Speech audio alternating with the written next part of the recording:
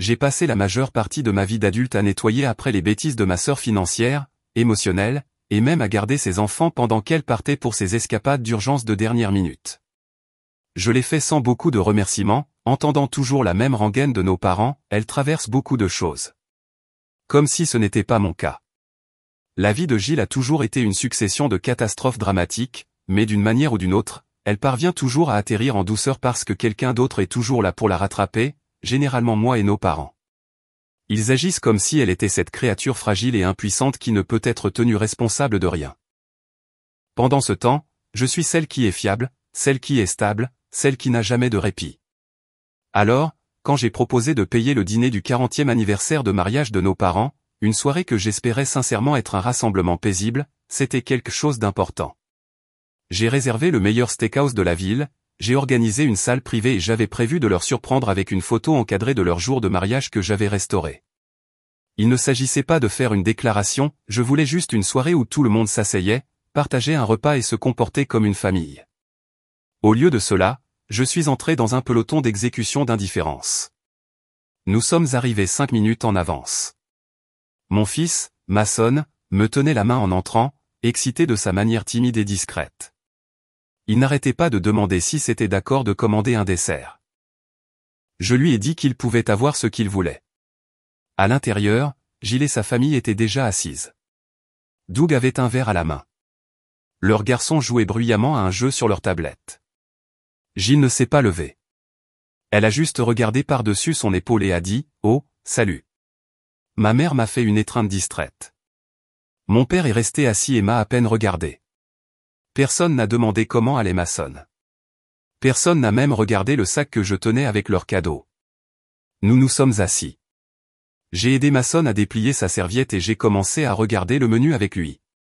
Il a pointé du doigt les nuggets de poulet et a souri. J'étais sur le point d'interpeller le serveur quand Gilles s'est penché, a tiré la corbeille à pain vers Mason et a dit « Nous n'avons pas commandé pour ton fils ». Elle l'a dit comme si c'était normal. J'ai cligné des yeux. J'ai pensé qu'elle avait peut-être mal compris, mais ensuite mon père a renchéri comme si c'était évident, tu aurais dû lui préparer quelque chose si tu savais qu'il aurait faim. C'était le moment.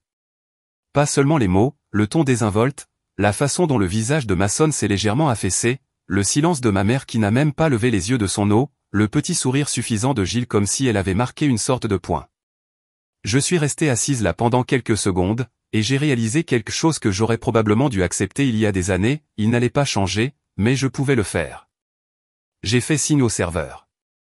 Quand il est arrivé, je me suis levé et j'ai dit, veuillez annuler toutes les commandes qui n'ont pas été envoyées à la cuisine, et mettez tout ce qui est déjà en route sur la note de mon père. C'est son anniversaire, après tout. On aurait pu entendre une mouche voler.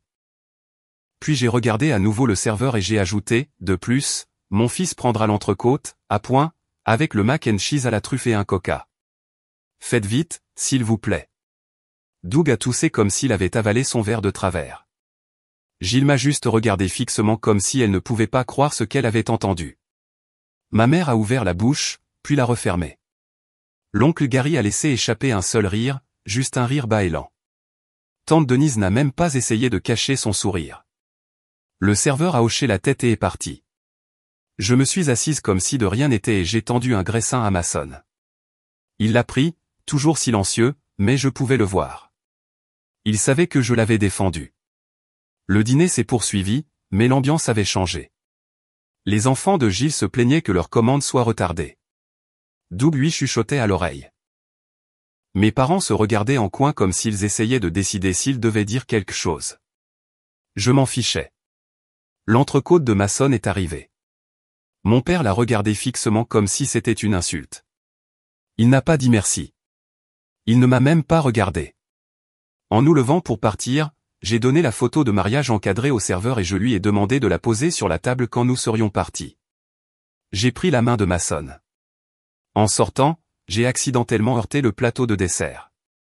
Une assiette s'est brisée. Je ne me suis pas excusé. Cette nuit-là, mon téléphone a explosé des appels, des SMS, des messages vocaux, tous en colère. Gilles me demandant quel était mon problème. Mon père exigeant que je le rembourse. Ma mère disant que je les avais embarrassés. J'ai ignoré chaque message jusqu'au lendemain, quand ils ont dit qu'ils venaient. Ils n'avaient aucune idée de ce qui les attendait. Ils n'ont même pas envoyé de SMS avant, se sont juste garés dans mon allée comme si c'était leur maison et ont marché directement jusqu'aux marches mes parents et Gilles. Doug était étrangement absent, probablement intelligent de sa part. Il semblait toujours disparaître quand de vraies conversations devaient avoir lieu. Mason les a vus par la fenêtre avant moi. Il n'a rien dit, a juste levé les yeux vers moi avec cette même expression fatiguée que j'avais commencé à reconnaître chez moi. Je n'ai pas paniqué, je n'ai pas essayé de nettoyer la maison ou d'arrondir les angles. J'ai juste pris le téléphone et j'ai appelé l'oncle Gary. Ils sont là, ai-je dit. Nous serons là dans 10 minutes, a-t-il répondu. Pas de questions, pas de drame, comme toujours. J'ai ouvert la porte d'entrée avant qu'il ne puisse sonner. Ma mère est entrée en premier comme si c'était elle qui possédait l'endroit. Gilles a suivi, les bras croisés, la mâchoire serrée. Mon père était le dernier, tenant une enveloppe manie comme si c'était une sorte de contrat que j'allais recevoir. Personne n'a dit bonjour. Personne n'a regardé Mason, qui était assis sur le canapé en faisant semblant de jouer sur sa Switch, mais en écoutant chaque mot. Gilles a ouvert la bouche dès qu'ils ont tous été à l'intérieur. Tu as embarrassé toute la famille hier soir, elle l'a dit comme si c'était un fait, comme si j'avais ruiné un rituel sacré en refusant de laisser mon fils être traité comme un chien errant mendiant à la table. Je n'ai pas répondu. Ma mère s'est lancée. Tu as fait une scène. Tu as manqué de respect à ton père. Nous n'avons jamais été aussi humiliés en public. C'était risible. Ce sont les mêmes personnes qui ont eu une fois une dispute hurlante chez Chiliès à propos d'un coupon oublié. Mais bien sûr, c'était moi le déshonneur. Mon père a posé l'enveloppe sur le comptoir et lui a donné une petite tape. C'est la facture pour la salle privée du restaurant. 1000 $. Puisque tu as renoncé à ta responsabilité, nous nous attendons à ce que tu paies ta part. Le droit de créance était insensé. Je n'ai pas touché l'enveloppe. J'ai juste dit, attendez ici, et je suis parti. 2 minutes plus tard, la porte latérale s'est ouverte, et l'oncle Gary et tante Denise sont entrés. Ils ne se sont pas souciés des salutations non plus, ils savaient ce que c'était. Le sourire de ma mère a disparu dès qu'elle les a vus. Gilles a marmonné quelque chose à voix basse. Mon père avait l'air d'avoir avalé quelque chose d'aigre. Je suis retourné à la cuisine et je me suis tenu en face d'eux. J'ai décidé que j'en ai fini de soutenir Gilles, ai-je dit. Pas de montée en puissance, pas d'excuses, juste la vérité. Elle n'est pas mon enfant. Je ne suis pas son filet de sécurité. J'ai couvert la moitié de son loyer pendant la majeure partie d'une année. Cela s'arrête aujourd'hui. Si elle et Doug veulent rester dans leur appartement, Doug peut assumer le relais, ou elle peut déménager. Gilles a commencé à hausser la voix, mais je ne l'ai même pas regardé. Ma mère s'est tournée vers l'oncle Gary, essayant de l'attirer dans l'histoire, disant qu'il devrait se tenir à l'écart des affaires de famille privée. Denise est intervenue avant qu'il ne puisse répondre. Elle n'a pas crié. Elle n'a même pas haussé la voix. Elle a calmement énuméré tout ce que j'avais fait pour Gilles au fil des ans, l'argent, la garde d'enfants, le travail émotionnel, puis a posé une simple question, à quand remonte la dernière fois où l'un d'entre vous a aidé Linda? Personne n'a répondu.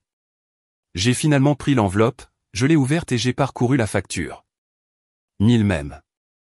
Voici ce que je vais faire, ai-je dit. Je vais vous donner 500, non pas par obligation, mais par pure mesquinerie, juste pour m'assurer que je peux dormir ce soir en sachant que vous n'avez pas tout eu. La main de mon père a frappé le comptoir. Le visage de ma mère s'est tordu en un mélange de tristesse et de rage. Gilles avait l'air qu'elle pourrait réellement se jeter sur moi. Sortez, ai-je dit. Ils n'ont pas bougé, alors je me suis dirigé vers la porte et je l'ai ouverte, je suis restée là silencieuse. L'oncle Gary s'est levé aussi. C'était suffisant. Ils sont partis en marmonnant et en claquant la porte en sortant. Je n'ai pas dit un mot. J'ai juste fermé la porte à clé derrière eux et je suis resté là un moment. Ce n'était pas un soulagement. Ce n'était pas une joie. C'était juste le silence. Une rupture nette. Je pensais que c'était la fin, mais les jeux ne faisaient que commencer. Cela a commencé avec les appels téléphoniques d'abord de ma mère, puis de Gilles, puis de mon père. Messages vocaux, SMS, longs messages Facebook, tous variant en niveau de culpabilité, de manipulation et d'insultes pures et simples. J'ai tout ignoré. Pendant 2 jours, rien de moi. Je n'ai pas répondu. Je n'ai pas expliqué. Je ne me suis pas excusé. C'est alors que l'autre type de vengeance a commencé. Gilles a publié un long statut vague sur Facebook. Quelque chose à propos de certains membres de la famille qui pensent être meilleurs que tout le monde. Elle a dit qu'elle était reconnaissante d'avoir été élevée par de vrais parents qui lui ont appris l'amour, pas la fierté. Beaucoup de likes. J'ai reçu des commentaires de sympathie. Quelques personnes m'ont envoyé des messages en privé pour me demander ce qui s'était passé. Je n'ai pas dit un mot. Puis sont venus les appels à l'école de Masson. Une semaine plus tard, j'ai reçu un appel du bureau d'accueil me disant que quelqu'un avait signalé une inquiétude concernant le bien-être émotionnel de Masson. Anonyme, bien sûr. Je savais exactement qui c'était. Il se rabaisserait à n'importe quoi. Le conseiller scolaire a rencontré Masson, a dit qu'il semblait bien, intelligent, calme, respectueux, pas de signaux d'alerte. J'ai dit au conseiller qu'il y avait des problèmes familiaux, et elle a hoché la tête comme si elle l'avait déjà entendu. Puis est venu le message de groupe. Ma mère a créé un nouveau fil de discussion avec la famille élargie tante, oncle, cousin. Elle a dit qu'elle avait le cœur brisé qu'une de ses filles coupait les ponts avec la famille sans raison. Elle ne m'a jamais nommé, mais elle n'en avait pas besoin. L'oncle Gary a répondu avec une seule phrase, « Nous savons exactement ce qui se passe ». Gilles a quitté la conversation 10 minutes plus tard. Puis, sorti de nulle part, Doug m'a appelé. Je n'avais même pas son numéro enregistré. J'ai laissé aller à la messagerie vocale. Il a dit qu'il n'était pas d'accord avec la façon dont tout le monde gérait les choses, mais qu'il voulait rester neutre et espérait que cela ne signifiait pas que nous coupions les enfants les uns des autres. Comme si Masson était le problème. Je n'ai pas répondu. J'ai bloqué son numéro. Et puis, 10 jours après le dîner, mon père s'est présenté à mon travail. Il est entré dans le hall comme s'il faisait juste des courses, a dit à la réceptionniste qu'il était là pour déposer quelque chose. Quand je suis sorti, il m'a tendu une photo imprimée. C'était du dîner. Quelqu'un avait pris une photo de moi debout, Masson me regardait, tous les autres à l'arrière-plan soit choqués, soit figés. Mon père s'était entouré en marqueur rouge et avait écrit « C'est ça que tu as embarrassé ». Je n'ai pas pris la photo. Je lui ai dit de partir. Il n'a pas dit un mot, et juste sorti. Cette nuit-là, je me suis assise sur le bord de mon lit et je me suis finalement permis de ressentir tout à pas la tristesse, l'incrédulité que c'était mes gens, que c'était la réponse à ma défense de mon fils. J'aurais pu tout brûler à ce moment-là, me débarrasser de tout, mais je ne voulais pas une guerre. Pas encore. Au lieu de cela, j'ai fait un dernier effort, une lettre, manuscrite, simple. Je l'ai postée à la maison de mes parents et une autre à Gilles. J'ai dit que je voulais la paix, que je n'étais pas intéressé à faire traîner les choses, mais je ne serais plus culpabilisé, blâmé ou manipulé. Que s'il voulait aller de l'avant, cela devait être mutuel, respectueux, honnête. Pas de réponse. Une semaine s'est écoulée. Puis je l'ai vu. Une autre publication, cette fois du compte de ma mère. Une photo d'elle, Gilles et les enfants de Gilles souriant, s'embrassant, avec la légende, la famille et tout, même si certains oublient ce que cela signifie. C'était la goutte d'eau qui a fait déborder le vase. J'en avais fini d'être la silencieuse. J'étais prête à riposter. Je n'ai pas ressenti de la colère quand j'ai vu cette photo de ma mère et Gilles souriant sur Facebook, j'ai ressenti quelque chose de pire, le vide. C'était comme regarder des gens que je connaissais autrefois prétendre être une famille qui n'a jamais existé. Et la légende, la famille et tout.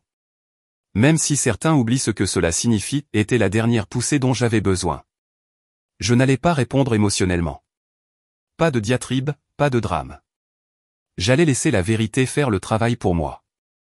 Alors, j'ai commencé à rassembler. J'ai envoyé un courriel à mon propriétaire et j'ai demandé tous les documents relatifs à mes paiements de loyer pour l'appartement de Gilles. Il les a envoyés en 1 heure, ligne par ligne, mois par mois. 7 mois de loyer partiel, le total étant de $5,700. Je l'ai imprimé, j'ai surligné les paiements, j'ai joint un bref résumé et je l'ai envoyé à Gilles dans une enveloppe manille plate.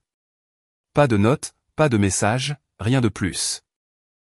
12 minutes plus tard, elle m'a envoyé une capture d'écran de son solde Venmo, $34, et seulement 4 mots, traîne-moi en justice alors. Je n'ai pas répondu. Au lieu de cela, j'ai posté anonymement dans un groupe de parents privés dont je fais partie de vraies mamans, de vraies histoires. J'ai demandé, pardonnerez-vous à votre sœur si elle vous prenait de l'argent pendant 7 mois, mentait, puis vous humiliait publiquement pour avoir fixé une limite? Les réponses ont été écrasantes. Des centaines de commentaires. La plupart étaient en colère à ma place. Certaines ont partagé des histoires étrangement similaires. Une femme a même dit « J'ai essayé de pardonner à la mienne. Je suis encore en train de nettoyer le gâchis qu'elle a laissé derrière elle. » Mais ce qui m'a ébranlé est arrivé plus tard cette nuit-là. Une femme que je n'ai pas reconnue m'a envoyé un message en privé. Elle a dit qu'elle avait travaillé avec Gilles dans une entreprise de marketing numérique. Elle a affirmé que Gilles avait inventé une fausse plainte auprès des RH pour la faire rétrograder après un désaccord mineur. Elle a perdu son emploi 3 mois plus tard. Je ne l'ai pas cru au début jusqu'à ce qu'elle m'envoie une photo d'une fête. Gilles, au bord de la piscine, un verre de vin à la main, souriant dans une robe de créateur. L'horodatage était du même week-end où Gilles m'a dit qu'elle était complètement fauchée parce que Doug avait été transporté d'urgence aux urgences. Elle m'a même demandé de l'argent ce jour-là, et je lui ai envoyé 200 $. Je n'ai pas répondu à la femme, mais j'ai tout sauvegardé. Le lendemain, j'ai trouvé quelque chose que je n'avais pas vu depuis des années. En rangeant le garage, j'ai trouvé une vieille boîte de mon enfance. À l'intérieur se trouvaient des albums photos poussiéreux, des dessins au crayon en vrac et quelques cartes d'anniversaire que ma mère avait conservées. Au fond se trouvait une enveloppe qui n'appartenait pas. Elle était adressée à mon père de ma mère. La date remontait à près de 22 ans, une semaine après la naissance de Gilles. Elle était manuscrite. Je n'étais pas censé la voir. Dans la lettre, elle a écrit à quel point elle se sentait fatiguée après la naissance, à quel point elle était dépassée, mais ensuite c'est devenu plus sombre. Elle a dit qu'elle ne voulait pas d'un autre enfant, qu'elle était contente d'en avoir un. Elle m'a appelé une surprise pour laquelle elle n'était pas prête, puis est venue la partie qui m'a glacé le sang, je ne pense pas que je vais jamais me lier avec ce nouveau bébé. J'ai l'impression de faire semblant. Je suis trop fatigué pour essayer. Elle parlait de moi. Je suis resté assise sur le sol pendant 1 heure à la fixer.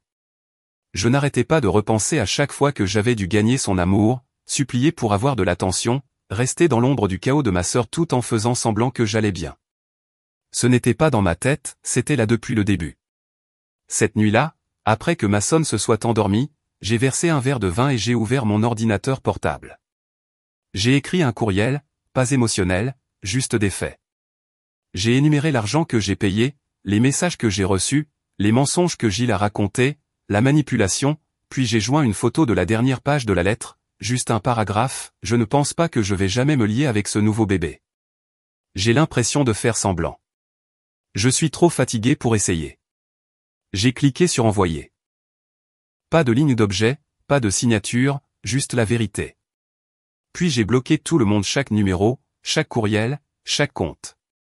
Je ne l'ai pas fait par vengeance, je l'ai fait pour la paix. Mais la paix n'a jamais été leur objectif, et en moins de 48 heures, ils ont trouvé une nouvelle façon de s'en prendre à moi, une que je n'avais pas vue venir. Les coups à la porte ne se sont même pas enregistrés comme un avertissement. Il était 14h40 de l'après-midi. Je venais de terminer un appel de travail, et j'étais à mi-chemin du pliage du linge de ma sonne. J'ai pensé que c'était Amazon ou peut-être l'un des voisins qui déposait du courrier mal acheminé. Je ne m'attendais pas à ce que 2 femmes en civil brandissent des badges. Service de protection de l'enfance, a dit l'une d'elles. Je suis resté là à les regarder pendant 1 seconde en pensant qu'elles avaient la mauvaise maison, mais non, elles m'ont demandé par mon nom. Quelqu'un avait soumis un rapport, anonyme, bien sûr, disant que je laissais ma sonne seule à la maison pendant de longues périodes, qu'il semblait renfermé et peut-être négligé. Je ne peux même pas décrire la sensation, comme de la glace qui glisse le long de votre colonne vertébrale pendant que votre cœur essaie de se frayer un chemin hors de votre poitrine. Mais je n'ai pas paniqué. Je les ai laissées entrer. Elles étaient professionnelles, prudentes, pas accusatrices. Elles ont regardé autour, ont vérifié le réfrigérateur, ont cherché des signes de négligence. Elles ont posé des questions, ont même parlé à l'école de ma sonne le même jour. Le rapport ne correspondait pas à la réalité. Évidemment, la chambre de ma sonne était propre, remplie de livres et de jeux. Ses professeurs leur ont dit qu'il était bien élevé, qu'il réussissait bien en classe, qu'il aidait même les autres enfants quand ils avaient des difficultés. Le réfrigérateur était plein. Son emploi du temps était structuré. Et pourtant, un rapport comme celui-là ne disparaît pas simplement, il reste dans le système. Son école avait maintenant un dossier. Le directeur, bien que compréhensif, a dû ajouter une note officielle. Juste un avertissement, m'a-t-il dit. Même les rapports non fondés peuvent déclencher des escalades automatiques s'il y a un deuxième appel. C'est alors que j'ai su que ce n'était pas un appel à l'attention. Ce n'était plus un drame familial, c'était la guerre. Je suis rentré chez moi et je suis resté assise en silence pendant plus d'1 heure, à juste regarder le tapis en réfléchissant. Puis j'ai appelé l'oncle Gary. Je lui ai tout raconté, la visite, les questions, la façon dont la travailleuse sociale s'est excusée en partant parce qu'elle savait que c'était une perte de temps. Il n'a pas réagi comme je l'attendais. Il ne s'est pas mis en colère. Il a juste dit, c'était le coup de semonce. Tu dois déménager. Alors, je l'ai fait. J'ai sorti les reçus, les relevés de loyer, les captures d'écran Venmo, les photos de la fête avec Gilles se prélassant au bord de la piscine, sirotant du vin le même week-end où elle a dit que Doug était aux urgences et m'a supplié de l'aider. J'ai tout imprimé. J'ai tout organisé dans des dossiers. J'ai même déterré de vieux textos où elle me remerciait de l'avoir sauvé à nouveau. Puis, en fouillant dans une boîte de documents, j'ai trouvé quelque chose que j'avais oublié, une carte manuscrite, le 2e anniversaire de ma sonne, de Gilles. Il était écrit, « Merci d'être toujours la personne stable. Je m'effondrerai sans toi. » Littéralement. C'est allé dans le dossier, aussi. Puis est venue la mise en demeure. Mon avocat a été rapide.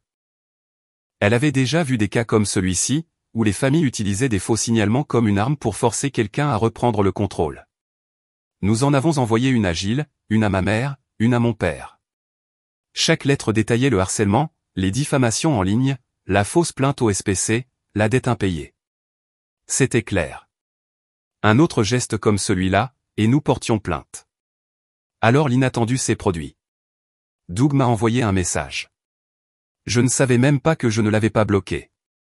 Il a envoyé une capture d'écran d'un virement bancaire, $2850, exactement la moitié de ce que j'avais payé pour leur loyer.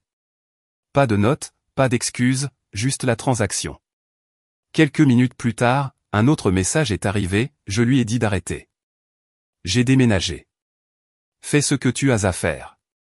Je l'ai regardé pendant longtemps. Doug était lâche, mais c'était lui qui quittait le navire. Denise m'a appelé 2 jours plus tard, a dit qu'elle avait croisé ma mère à l'épicerie. Elle m'a dit que ma mère avait l'air épuisée, comme si elle n'avait pas dormi depuis des jours. Elle a dit qu'elle marmonnait dans l'allée des produits de boulangerie à propos de moi détruisant la famille. Mais Denise n'en a rien voulu. Elle lui a dit, Linda n'a rien détruit. Elle a juste finalement arrêté de jouer à votre jeu. D'autres messages ont suivi. Une cousine à qui je n'avais pas parlé depuis 4 ans a contacté, a dit que Gilles lui avait emprunté $600 il y a 6 mois, avait promis de les rembourser dans 1 semaine, puis l'a bloqué. Elle a vu mon nom dans les commentaires de Facebook et a reconstitué les morceaux. Une autre tante a dit qu'elle avait conduit une fois 2 heures pour aller chercher Gilles après une dispute avec Doug et n'avait même pas reçu de remerciement. Plus je m'éloignais, plus les histoires arrivaient. Il s'avère que je n'étais pas la seule qu'ils avaient vidée. J'étais juste la dernière à dire assez. Mais ce n'était pas fini. J'étais enfin plus libre, alors j'ai pensé, jusqu'à ce que 2 semaines plus tard, une lettre arrive. Pas de Gilles, pas de mes parents, de leur avocat. Et il y avait une phrase qui m'a fait retourner l'estomac, nous poursuivons des droits de visite pour ma sonne. Ils étaient sur le point de rendre cela légal, ils s'en prenaient à mon fils. L'enveloppe n'était pas épaisse, mais elle semblait lourde, plus lourde que n'importe lequel des messages, n'importe lesquels des insultes, n'importe laquelle des manipulations. À l'intérieur se trouvait une page, une lettre de leur avocat, l'avocat de mes parents. Ils demandaient des droits de visite des grands-parents. Ils ont dit que je leur refusais l'accès à ma sonne par dépit, que je nuisais à son développement émotionnel, que j'avais brusquement et sans motif coupé tous les liens avec sa famille élargie. Ils ont eu le culot de dire que c'était dans l'intérêt supérieur de ma sonne de les voir. C'est alors que j'ai cessé de me sentir blessée et que j'ai commencé à me sentir dangereuse. J'ai appelé mon avocat immédiatement. Elle l'a lu, a fait une pause et a dit catégoriquement, ils n'ont pas de dossier. La loi de l'Arizona est claire. Ils n'ont aucune raison. Mais elle a aussi dit quelque chose d'autre, ce n'est pas légal, c'est personnel. Ils utilisent les tribunaux pour vous faire peur, pour vous épuiser. Et c'est alors que ça m'a frappé. Il ne s'agissait pas de voir ma sonne. Il ne se souciait pas de son bien-être. Il l'avait ignoré au dîner, m'avait dit que j'aurais dû lui préparer quelque chose, lui avait tendu une corbeille à pain pendant que leurs enfants mangeaient des steaks à $800. Il s'agissait de contrôle, de me rappeler que peu importe à quel point je m'éloignais, il pouvait toujours trouver un moyen d'entrer. Ce week-end-là, j'ai tout mis en ordre. Tout d'abord, j'ai déposé une réponse formelle par l'intermédiaire de mon avocat. Nous n'avons pas simplement rejeté leur demande, nous avons joint des preuves, des captures d'écran, des messages, des photos, des reçus, le rapport des SPC qui avait été clos sans conclusion, tout cela. Ensuite, j'ai contacté à nouveau l'école de Mason et j'ai ajouté des documents officiels. J'ai soumis une liste de personnes interdites. Mes parents et Gilles étaient maintenant interdits de tout accès à l'école, pas de ramassage, pas de bénévolat, rien. Puis j'ai fait changer les serrures. Je ne me suis pas arrêté là. J'ai mis à jour mon testament. Denise et l'oncle Gary étaient maintenant les seuls à avoir la tutelle légale de Mason si quelque chose m'arrivait. Je leur ai donné accès à mes documents juridiques, à mes comptes bancaires, à tout. Et enfin, j'ai passé un dernier appel à un ami à moi qui travaillait dans la modération des médias sociaux. J'ai demandé s'il était possible de suivre l'adresse IP qui avait soumis l'astuce SPC originale, anonymement. Elle ne pouvait pas confirmer grand-chose, mais ce qu'elle a dit a suffi. Disons simplement que cela venait d'un quartier familier. Gilles, ils ont essayé de me ruiner avec les SPC. Cela n'avait pas fonctionné, alors maintenant ils essayaient d'utiliser les tribunaux, mais ce n'était pas un jeu que j'allais perdre. La nuit précédant le rejet officiel de la demande du tribunal, j'ai écrit un dernier message. Il n'a pas été envoyé par courriel, il a été imprimé. Je l'ai posté, une copie à mes parents, une à Gilles. Voici ce qu'il disait, c'est la dernière fois que vous entendrez parler de moi. Je vous ai donné des décennies de chance. Je vous ai aidé. Je vous ai protégé. Je suis restée silencieuse. J'ai joué le rôle. Vous m'avez rendu l'appareil par la trahison, les mensonges, et maintenant des menaces juridiques visant mon enfant. Vous n'êtes plus ma famille. Si vous essayez de me contacter ou de contacter Mason à nouveau, je demanderai une ordonnance d'éloignement. Si vous vous présentez à ma porte, j'appellerai la police. Si vous tentez un jour de vous impliquer à nouveau dans ma vie, je rendrai tous les détails publics. Nous en avons fini pour de bon.